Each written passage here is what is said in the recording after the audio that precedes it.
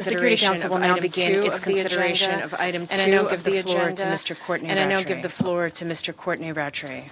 Mr. President, Excellencies, Mr. President, I'm pleased to deliver the Secretary General's briefing on the situation in the Middle East, including the Palestinian question. His remarks are as follows. Last December, the hostilities in Gaza and Israel that have created appalling human suffering, physical destruction, and collective trauma led to my exceptional invocation of Article 99 of the United Nations Charter. 7 months later, the war rages on. Over 38,000 Palestinians have been reported killed, according to the Ministry of Health in Gaza, with some 87,000 injured and thousands missing, many of whom are women and children. Over 1,500 Israelis and foreign nationals have been reported killed, according to Israeli sources, with more than 7,000 injured and 125 hostages still held in Gaza. The humanitarian support system in Gaza is close to total collapse. There is a complete breakdown of public order, and the spectre of further regional spillover is increasing by the day as exchanges of fire across the blue line between Hezbollah and Israel continue.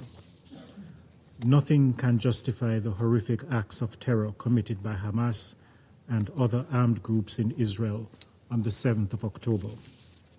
And nothing can justify the collective punishment of the Palestinian people. Mr. President, in recent weeks, Israeli military operations and fighting intensified across Gaza.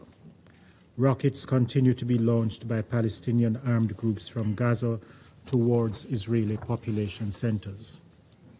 Rafah is in ruins, and the Rafah crossing remains closed, further hampering humanitarian operations. Almost 2 million people have been displaced, nearly the entire population of Gaza, and many of them multiple times. Nowhere in Gaza is safe. Meanwhile, the Integrated Food Security Phase Classification Partnership reports that almost 500,000 people face catastrophic levels of food insecurity. Communicable diseases are on the rise. Chokeholds on the fuel supply have severely reduced access to water, sanitation, hygiene, and health services. The United Nations remains committed to delivering life-saving aid in Gaza, but we face severe challenges and deadly risks. Humanitarian convoys are frequently unable to collect and distribute life-saving goods in safety, including from the crucial Kerem Abu Salem, Kerem Shalom crossing.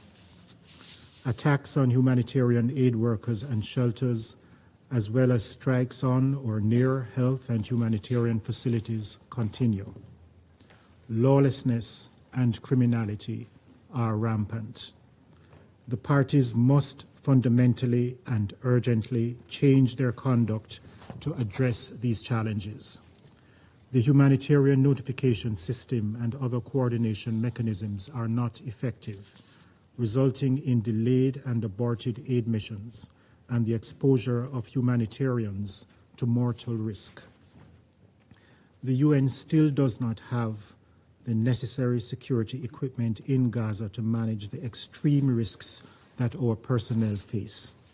Despite ongoing dialogue with Israeli authorities and some improvements, much more is needed. The entry of humanitarian aid at scale and its delivery to all parts of Gaza are essential to the survival and well-being of civilians. We need consistent access through all crossing points and better access to those in need wherever they are. It is long past time for a safe, enabling environment for effective humanitarian operations in Gaza, in line with international humanitarian law.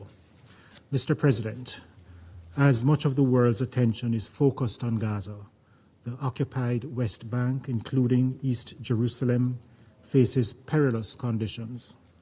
High levels of violence persist, including by Israeli security forces, settlers, and Palestinian armed groups.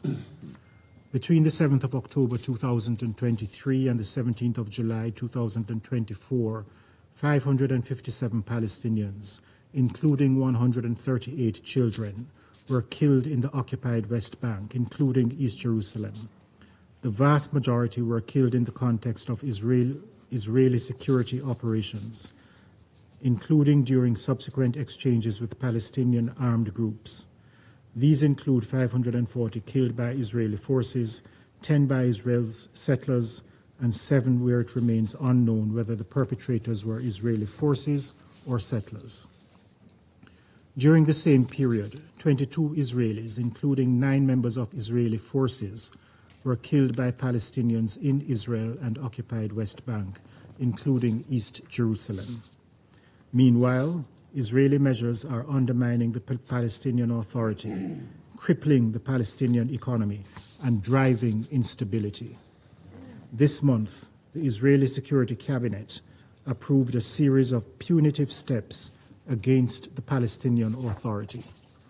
The steps reportedly include the legalization, under Israeli law, of 5 Israeli outposts in the occupied West Bank, the advancement of thousands of settlement housing units, and demolitions in parts of Area B in the occupied West Bank. At the same time, the Israeli finance minister lifted the suspension of the transfer to the Palestinian Authority of partial clearance revenues.